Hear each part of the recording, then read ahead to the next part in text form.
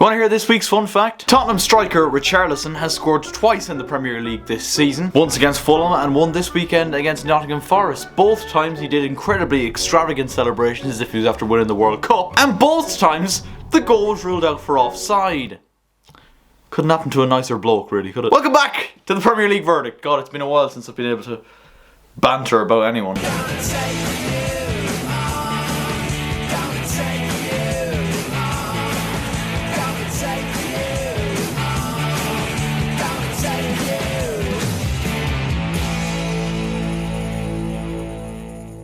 Spent the last 2 minutes trying to sort me trim. This is as good as you're getting. Hello guys, how are you getting on? My name is Aaron Kelly and welcome back to another episode of the Premier League verdict. I hope you guys are keeping well. If you are, let me know in the comments. If you're not, let me know in the comments. I probably won't be able to help you. Hopefully this video helps. Slap a like on the video before we begin, lads. I mean, actually not. You know what? Don't do that. If you want to enjoy the video, drop a like and subscribe if you haven't already. Alright, so welcome back to the Premier League verdict, where we have our graphic up in front of us again with our green, yellow and red box. I'm always confused what sides they're going to be on. Is it going to be green, yellow, red?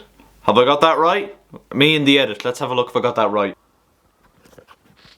It's good. We're going to start off with our green box, and surprisingly enough, it goes to Arsenal for once again winning a game of football. I mean, this lot just can't stop fucking winning at the minute, and it's getting a bit annoying. They moved back 5 points clear, and what's very admirable about this win is the fact that, you know, Manchester City managed to beat Crystal Palace thanks to that Erling Haaland penalty the day before, and you'd think surely Arsenal might be feeling a little bit of pressure here. Not a fucking ounce of it. Not an ounce of it. They look so in control from minute one. They had a goal disallowed for offside, an own goal against Anthony Robinson, before Gabriel did give them the lead with a header. Martinelli did make it 2-0, and then Martin Odegaard scored to make it 3-0, and it was game over before half time. And to do it against this Fulham team, I know like in years gone by Fulham would have been a bit of a pushover. Not this year. Fulham have been a really, really good side, and a side that a lot of people have had to be wary of when coming up against them, but not this Arsenal side. They are just that feckin' good. Fulham did have a couple of chances in the second half. Tosin hits the bar with a header, but like Arsenal made this Fulham team look absolutely average. And in a league season where so many teams, particularly at the top end of the Premier League table, are looking so inconsistent, like we'll get on to Liverpool in a little while, but they go from beating Man United 7-0 to what happened this weekend. You look at Chelsea all season, you look at Tottenham all season, Newcastle to a degree. So many teams that are supposed to be at the top end of the table, so incredibly inconsistent, but this Arsenal team just keep doing it. And that is the main reason why I feel like they're an absolute shoo-in to win this Premier League title at this point. They don't look stoppable, and yes, Man City beat them, but I honestly think with how inconsistent Man City have been by Man City's incredible standards, I think Arsenal can actually afford to lose, or, you know, drop points potentially against Manchester City and still go on and win this league. That's how good I feel Arsenal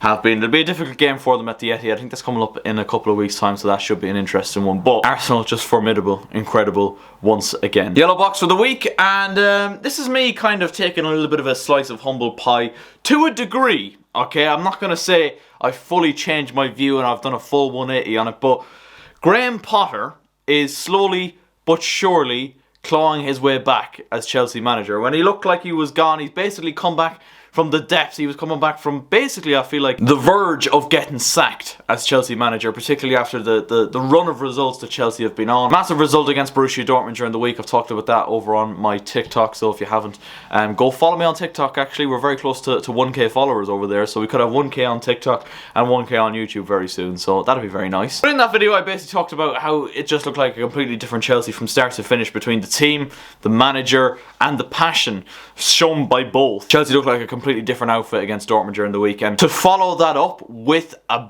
big win against Leicester City is absolutely huge. And look, Chelsea still stay 10th in the table, and we're still relying on the likes of Brighton, Brentford and Fulham to drop points, which is why Arsenal winning is actually a good result for us, incredibly. I think we do look like we're starting to go in the right direction. Now look, I mentioned how inconsistent Chelsea have been amongst other teams this season. We're starting to see, and this has been the biggest problem that Chelsea fans like myself have had with Graham Potter since he's arrived at Chelsea, we're starting to see a connection between the fans and players again, and most importantly, an actual identity for the team. I do think that Chelsea, a lot of these players in this Chelsea team are very much suited to the three at the back. A lot of these players were successful under Thomas Tuchel with that very system. The likes of Reece James, Ben Chilwell, who was arguably best player of the day against Leicester, scored the opening goal. Even the likes of Cucurella, Koulibaly, players that I would have been writing off a couple of months ago, are starting to come into their own. Koulibaly has been absolutely excellent in the middle of the back three. Cucurella as a left centre back is working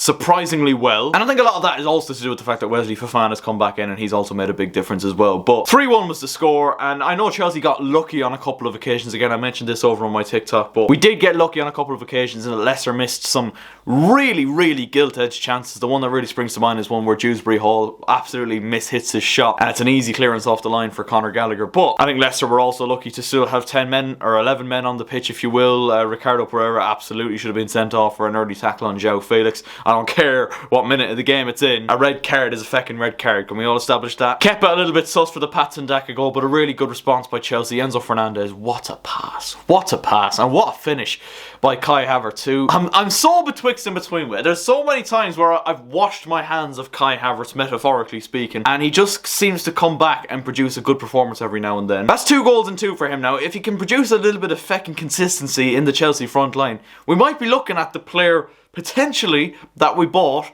for all that money all the way back in whenever it was it 2020? Time will tell with Kai Havertz. I need to see it on like a more consistent basis, but it was certainly a step in the right direction for him and for the team. And Mykhailo Mudryk, just to put the little cherry on top, diminished any chance of a 007 meme going around Twitter. I mean, they were going around anyway. They were building it up before it even happened. As bad an assist as it was still an assist for Mateo Kovacic's 3rd goal for Chelsea. A big 3 points, and hopefully, like I said, the beginning of a little bit of consistency for this team. But I'm liking what I'm seeing at this particular moment. This could change in a week's time if we lose to Everton. Stinker of the week, Mo Salah. He's going from, I'm pretty sure he was green box last week. He's going from green box to red box in the space of a week. That is something that doesn't happen very often. But Liverpool in general could easily have been given the stinker box for losing to Bournemouth after an incredible performance and result against Manchester United last week. We're saying Liverpool are back. You know, Liverpool are truly back. Salah's back, Van Dijk's back, all these players that have been so good for Liverpool over the course of the last couple of years, but have certainly dropped off this season. We're all saying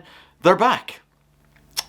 But are they? To lose 1-0 to Bournemouth, I mean, it's on a par with when we lost to Southampton a couple of weeks back. That's how bad it is for Liverpool, and especially on a weekend where, like I said, Tottenham win, Newcastle win. Those two are really the 2 teams you feel like Liverpool are fighting for that top 4 spot. I was actually looking at it. Brighton are actually in probably the best position of anyone. They have more games in hand, and potentially if they win all of them, they'll be right in amongst it. But at the minute, I would say Newcastle and Tottenham are the 2 teams to catch when it comes to the top 4 race, and Liverpool have gone and lost more ground. Philip Billing with the goal, and Mo Salah gets a chance to equalise. Look, a point wouldn't have been good enough for Liverpool anyway in this particular game, but they've absolutely taken it out of what ended up coming in the end. Handball by Adam Smith. He's a little bit unlucky. He's going for a header with Diogo Jota, and his hand is just kind of like that, and it happens. It's a bit of a silly rule, but with VAR around, it's always going to be given, unfortunately, these days. But Mo Salah is usually so reliable from the penalty spot, and he has this kind of strange technique, I know, where he just kind of runs up and smashes it down the middle most of the time.